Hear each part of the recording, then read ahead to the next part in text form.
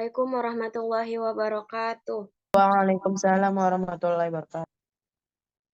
Baik, di sini kami dari kelompok 3 ingin menjelaskan materi tentang imbal hasil dan pengembalian. Adapun anggota kelompok dari kelompok 3 itu yang pertama ada Siti Hotmasari Pulungan, Anissa Putri Lubis, Lisrah Mahfirah, Tania Wulandari, dan saya sendiri Sri Damayani.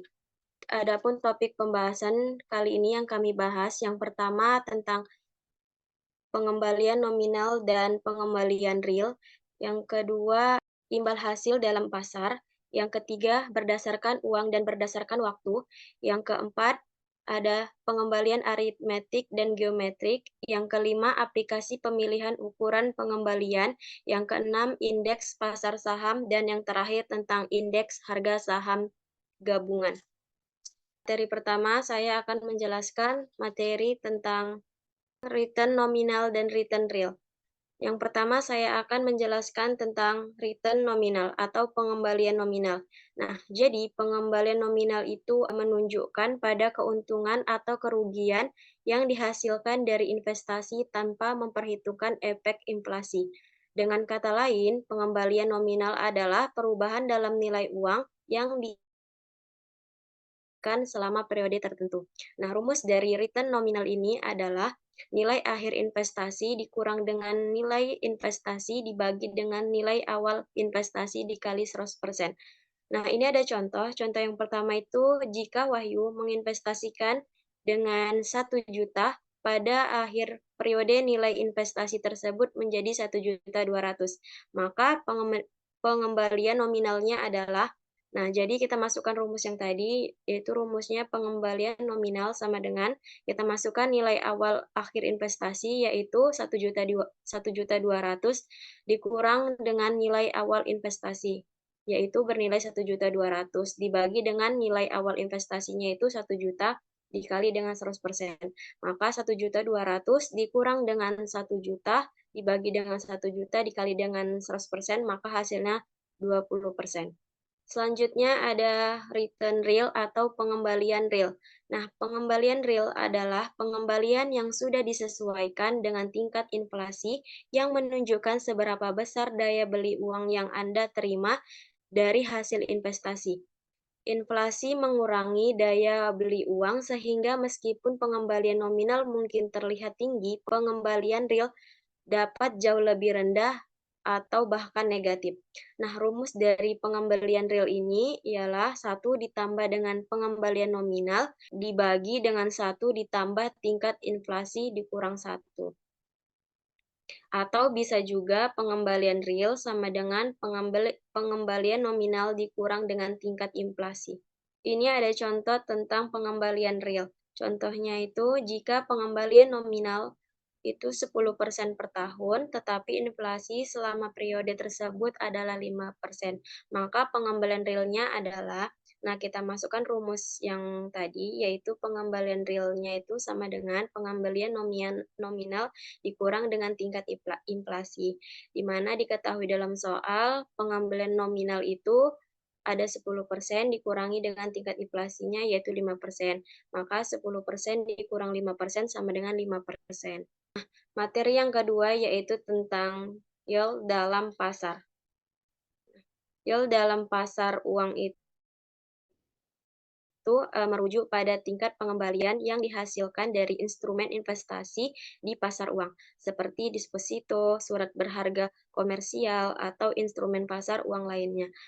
Yield ini dihitung berdasarkan bunga atau hasil yang diperoleh dari instrumen investasi tersebut dalam jangka waktu tertentu, biasanya dalam bentuk persentase tahunan. Nah, rumusnya itu adalah R BD sama dengan D per F dikali dengan 360 per T. Dengan R BD-nya itu yield diskon bank. D-nya itu besar diskon yaitu selisih nilai nominal dengan harga pembelian. F-nya itu nilai nominal SPN dan SD. T-nya itu jumlah hari hingga tanggal jatuh tempo. Di sini ada contohnya itu sebuah SPN yang mempunyai nilai nominal 1 miliar dan berjangka waktu 150 hari.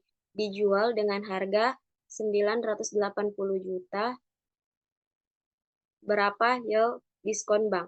Nah, kita jawab. Pertama yang diketahui itu adalah D, yaitu bernilai 1 miliar dikurang dengan 980 juta sama dengan 20 juta. Diketahui yang kedua yaitu F-nya bernilai 1 M. T-nya yaitu 150 hari. Kita masukkan rumusnya yaitu R BD sama dengan D per F dikali 360 per T. Nah, kita masukkan nilai yang 20 juta dibagi dengan, kita masukkan nilai D-nya yaitu 20 juta dibagi dengan nilai F-nya yaitu 1M dikali dengan 360 dibagi dengan nilai T-nya yaitu 150. Jadi 20 juta dibagi dengan 1 miliar dikali dengan 360 dibagi dengan 150 sama dengan 0,048 atau kalau kita persenkan yaitu 4,8% PA. Di sini saya akan membahas tentang pengembalian berdasarkan uang dan waktu. Nah, dalam mencari tingkat pengembalian berdasarkan uang, besar penerimaan atau pengeluaran uang dalam setiap periode sangat penting dan diperhitungkan. Ini berbeda dengan pencarian tingkat pengembalian berdasarkan waktu. Dalam pengembalian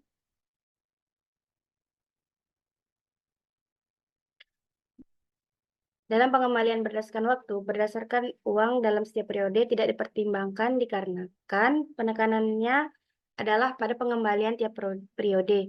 Nah, untuk contohnya itu, untuk ilustrasi perhitungan tingkat pengembalian berdasarkan uang, kita misalkan seorang investor pada tahun 2008 itu membeli sebuah obligasi senilai 200 juta setahun. Kemudian pada tahun 2009 dia membeli kembali obligasi yang sama seharga 225 juta. Pada tahun 2009 itu, atas kepemilikan obligasi yang pertama, dia menerima bunga sebesar 5 juta. Nah, pada tahun 2010, karena memiliki dua obligasi, dia menerima bunga sebesar 5 juta. Pada tahun 2010, karena memiliki dua obligasi, dia menerima bunga sebesar 10 juta. Nah, jika pada tahun 2010, investor tadi menjual obligasinya pada harga masing-masing 235 juta. Nah, berapa tingkat pengembalian berdasarkan uang yang diperoleh? Itu seperti yang kita lihat ada tabel arus kas, di mana pada waktunya itu pengeluarannya untuk obligasi yang pertama tadi kan 200 juta, obligasi yang kedua itu 225 juta. Untuk penerimaannya, bunga obligasi yang pertama itu 5 juta, yang pertama dan kedua itu 10 juta, dan dari penjualan obligasi 1 dan 2 itu totalnya 470 juta. Nah, pengembalian berdasarkan uang adalah IRR untuk periode 2 tahun, yaitu tingkat bunga yang menyamakan nilai sekarang kas keluar dan nilai sekarang kas masuk. Untuk rumusnya itu, PV pengeluarannya itu sama dengan penerimaan. Di mana pada soalan tadi itu kan 200 juta ditambah 225 juta per 1 tambah R. Itu sama dengan 5 juta per 1 tambah R ditambah 10 juta ditambah 470 juta per 1 tambah R dikuadratkan. Itu sama dengan 200 juta sama dengan terus 20 juta per 1 tambah R ditambah 480 juta per 1 tambah R dikuadratkan. Nah, ini untuk langkah ini bisa kita melihat dengan scientific calculator, dengan metode trial dan error atau langsung dengan financial calculator atau kalkulator finansialnya. Jadi itu kita akan langsung dengan mudah mendapatkan nilai R-nya. Nah, jadi setelah kita cari menggunakan nilai kalkulator finansial itu tadi, kita mendapatkan bunganya itu yaitu sebesar 9,39%. Baik, terima kasih. Selanjutnya saya kembalikan kepada moderator. Terima kasih kepada Tania Wulandari. Untuk materi selanjutnya akan disampaikan oleh Lisra Mahfira. Kepada Lisra saya persilakan. Baik, terima kasih kepada moderator. Nah, di sini saya akan membahas mengenai aplikasi pemilihan ukuran pengembalian. Nah, return arithmetic karena kurang akurat untuk mengukur kinerja beberapa periode, sebaiknya digunakan untuk proyeksi ke depan. Nah, demikian juga dengan hitungan kasar, return berdasarkan uang yang tidak akurat sebaiknya digunakan hanya jika kita ingin praktis dan cepat. Nah, untuk tujuan mengukur kinerja portofolio investasi, pilihannya tinggal return geometrik dan return berdasarkan uang secara akurat. Nah, literatur keuangan dan investasi mengatakan kalau kedua ukuran ini dapat digunakan untuk kondisi yang berbeda. Nah, jika investasi di atas dilakukan oleh seorang investor pribadi yang mempunyai wewenang menentukan kapan menambah atau mengurangi besar investasinya. Return yang digunakan seharusnya adalah return berdasarkan uang yaitu 15,75%. Kenapa? Di tahun 2005 dia hanya menanamkan sebesar 100 juta tetapi 101 juta di tahun 2006 adalah keputusannya. Selanjutnya saya kembalikan kepada moderator. Terima kasih kepada Lisra Mahfira. Untuk materi selanjutnya akan disampaikan oleh Siti Hotmasari Pulungan. Kepada Siti Hotmasari Pulungan, saya persilakan. Terima kasih kepada moderator. Nah, materi selanjutnya yaitu indeks pasar saham. Indeks pasar saham dibentuk dengan tujuan untuk menggambarkan pergerakan seluruh saham atau total populasi di suatu bursa tertentu atau di suatu sektor atau industri tertentu dalam suatu bursa. Untuk mencapai tujuan itu, sampel yang diambil harus representatif meskipun tidak harus besar atau banyak. Nah, di sini ada 4 cara pembobotan yang bisa digunakan. Yang pertama yaitu berdasarkan harga atau timbang berdasarkan harga atau price weighted.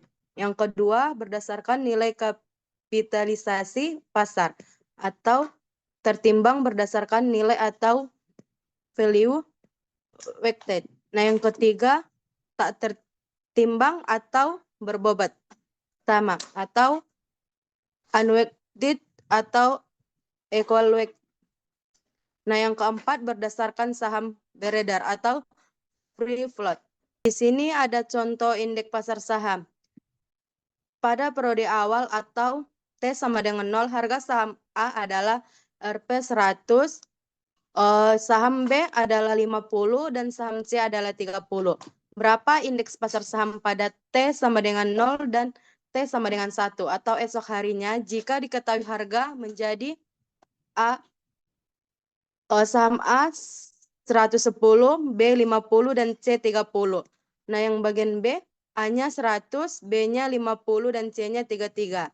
Nah, penyelesaiannya, karena ada 3 saham dalam sampel dan belum ada pemecahan saham, maka pembagi adalah 3 dan perhitungan indeks di periode 0 dan 1 adalah sebagai berikut. Di sini ada tabel contoh perhitungan indeks berdasarkan harga.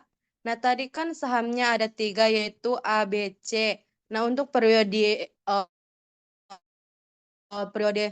0, saham A-nya itu 100, B 50, C 30, dan jumlahnya itu 180. Nah, untuk periode 1, kasus A dan kasus B, untuk saham A 110, kasus B-nya 100, yang saham B 50 kasus A, kasus B-nya 50, dan C 30 kasus A dan 33 kasus B. Sehingga jumlahnya yang kasus A di periode pertama 190 dan di periode 1 kasus B 183. Nah, ini sama-sama dibagi 3 sehingga indeks rata-rata perubahan untuk periode pertama atau 0 yaitu 60 dan periode satu untuk kasus A yaitu 3,55% dan untuk kasus B 1,7%. Nah, untuk menghitung indeks pasar saham atau indeks T sama dengan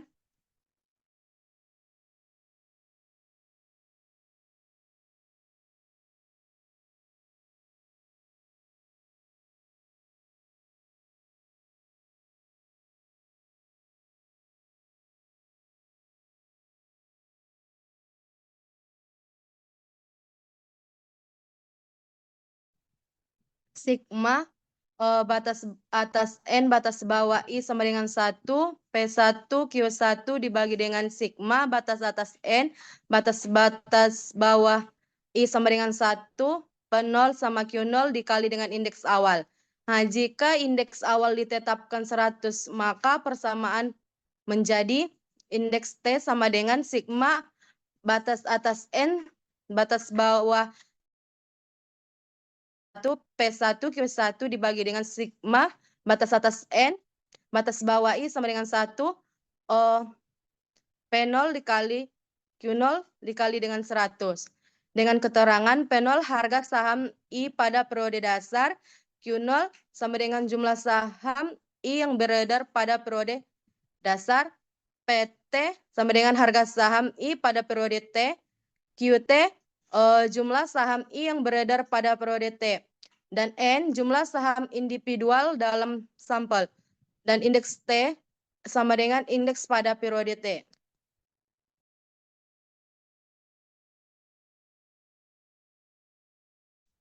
Nah, yang selanjutnya itu ada indeks harga saham gabungan atau IHSG Bursa Efek Indonesia atau BEI.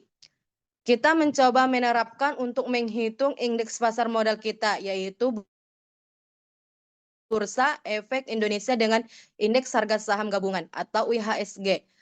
Indeks harga saham gabungan adalah indikator gabungan berdasarkan nilai dari seluruh saham yang tercatat di Bursa Efek Indonesia, baik saham biasa maupun saham preferen. Harga dasar perhitungan indeks harga saham gabungan adalah tanggal 10 Agustus 1982 dengan nilai 100. Total kapitalisasi pasar Bursa Efek Indonesia per 2 Desember 2025 adalah 773 atau 339 saham tercatat, yaitu 335 saham biasa dan 4 saham preferen, atau 717, 269, 617, 524, 265, atau 337 saham tercatat di luar HMSP dan Excel. 10 saham berkapitalisasi tertinggi atau di luar HMSP dan Excel adalah sebagai berikut. Untuk 10 saham berkapitalisasi tertinggi dapat kita lihat dari tabel berikut. Nah, cukup sekian materi dari saya kembalikan kepada moderator. Terima kasih kepada Siti Hotma Sari Pulungan. Untuk materi selanjutnya akan disampaikan oleh Anissa Putri. Baiklah, di sini saya akan menjelaskan tentang yang pertama, indeks harga saham gabungan atau IHSG di Bursa Efek Indonesia. Itu yang pertama ada fraksi harga saham.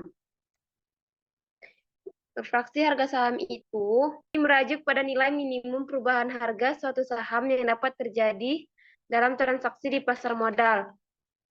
Fraksi harga saham ini diatur oleh Bursa Efek Indonesia untuk menciptakan mekanisme perdagangan yang efisien dan teratur. Nah, fraksi harga juga membantu menjaga stabilitas pasar dengan mencegah fluktuasi harga yang terlalu kecil atau harga yang terlalu besar.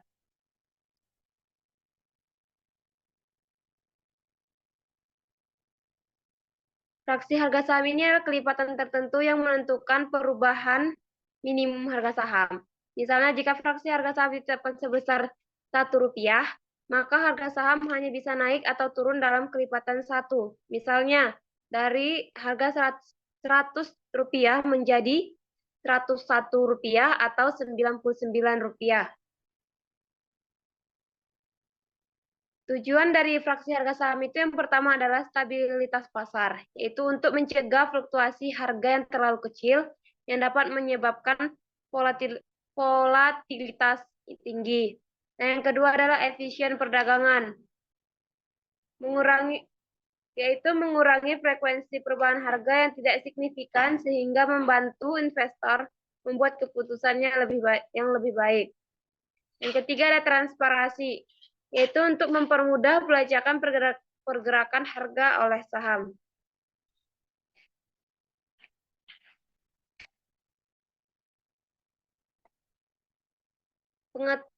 di Bursa Efek Indonesia ini ada 5 fraksi saham, yaitu yang pertama untuk sahamnya mulai dari harga di bawah 200 itu tick price-nya atau fraksi sahamnya itu hanya Rp1. Dan untuk 200 sampai 500 rupiah harga sahamnya adalah Rp2. Dan untuk 500 sampai 2.000 rupiah harga sahamnya adalah Rp5. Dan untuk rentang harga 2.000 sampai 5.000 maka harga sahamnya ada Rp10. Dan di atas 5.000 maka harga sahamnya ada Rp25. Contohnya, saham dengan harga 150 hanya bisa bergerak menjadi 151 atau 149. Nah, jika sahamnya harga 300, maka harga sahamnya itu kan Rp10, maka bisa bergerak menjadi Rp305 atau Rp299. Selanjutnya adalah indeks harga saham gabungan. Indeks harga saham gabungan ini seperti nilai rata-rata atau sebuah indeks yang menggambarkan atau mempresentasikan dari keseluruhan saham-saham yang terdaftar di Bursa Efek Indonesia. Nah, jadi simpelnya itu IHSG itu nilai akumulasi dari keseluruhan saham ataupun emiten yang terdaftar di Bursa Efek Indonesia. Emiten itu kayak perusahaan yang mencatat saham-saham yang di bursa. Jadi Bursa Efek Indonesia itu jika kalian mau beli saham di bursa itu adalah mallnya. Nah, saham itu adalah produknya. Nah, ya. IHSG itu saham utama di Indonesia yang mencerminkan kinerja seluruh saham yang tercatat di Bursa Efek Indonesia. IHSG sering digunakan sebagai indikator utama untuk menilai kondisi pasar saham di Indonesia. Misalnya apakah ada mengalami kenaikan atau mengalami penurunan. Indeks ini pertama kali dikenal pada 1 April 1983 dengan nilai dasar 100. IHSG mencerminkan perubahan harga seluruh saham di Bursa Efek Indonesia dan memberikan gambaran umum tentang tren pasar saham Indonesia. Nah, fungsi dan manfaat IHSG ini yang pertama adalah sebagai indikator kinerja pasar. Jadi IHSG memberikan gambaran tentang bagaimana kondisi pasar saham secara keseluruhan, apakah sedang naik dan apakah sedang turun.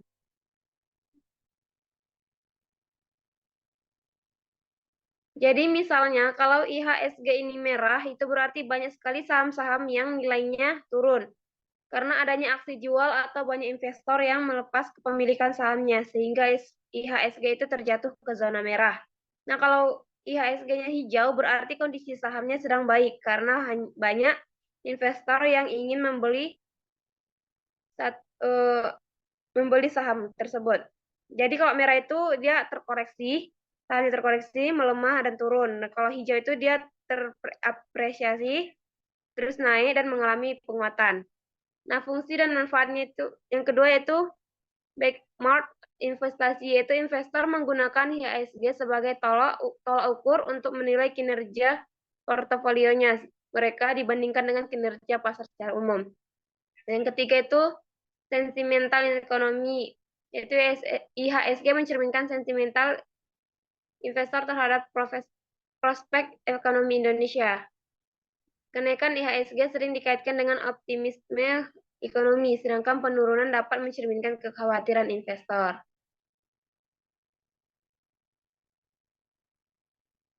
Kesimpulan dari IHSG ini adalah indeks komprehensif yang mencerminkan kinerja pasar saham Indonesia secara keseluruhan. Dengan memahami IHSG, investor dapat menilai prospek pasar modal, mengambil keputusan investasi, dan memahami kondisi ekonomi secara luas. Sekian dari saya kembalikan kepada moderator. Terima kasih kepada Nisa Putri Lubis, maka berakhirlah presentasi pada hari ini. Saya akhiri dan mengucapkan wassalamualaikum warahmatullahi wabarakatuh. Warahmatullahi wabarakatuh.